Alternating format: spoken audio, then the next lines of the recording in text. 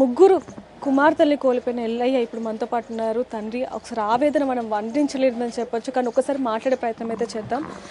బాబాయ్, మిమ్మల్ని ఇబ్బంది పెట్టాలన్న ఉద్దేశం కాదు, కాకపోతే అసలు వర్ణించలేనిది మీ బాధ అనేది ఏం చెప్పాలనుకుంటున్నారు? ఏం చెప్పాలా మేడం, ఉన్న పిల్లలే బంగారం పోయారు మేడం.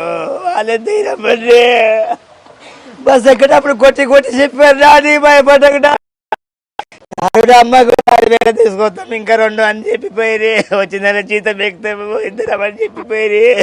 బాబాయ్, మీరు ఊరికి వచ్చేటప్పుడు వాళ్ళని రావద్దని చెప్పారు. చెప్పే మేము మాది ఒక ఆమె చచ్చిపోయాక సృష్టి ఉంది, రావద్దు పిల్లలకి అని చెప్తే మా ఆమె తెలియకుండా వీళ్ళు మీరు రావద్దమ్మా, హైదరాబాద్ ఉండండి, మీరు రావద్దు అని చెప్పాను. ఆయన చాలా బాధలో ఉన్నారని చెప్పొచ్చు. ఆయన బాధని కూడా మనం ఎక్స్ప్లెనేషన్ చేయలేము, ఎందుకంటే ఒకేసారి ముగ్గురు కుమార్తెలను కోల్పోయిన బాధలో ఆయన ఉన్నారు కాబట్టి ఎక్కువ ఆయన ఇబ్బంది పెట్టలేని కూడా పరిస్థితి అని చెప్పొచ్చు. ఒక్కసారిగా మాకు కావాల్సిందల్లా కూడా ఒకటే, ఏదైతే ఇప్పుడు ఆ రోడ్డు ప్రమాదంగా జరగకుండా ఉండేలాగా చూసుకోండి అంటూ కూడా ఆ తండ్రి ఆవేదన పడుతున్నారని చెప్పొచ్చు. మరి ఆయనకు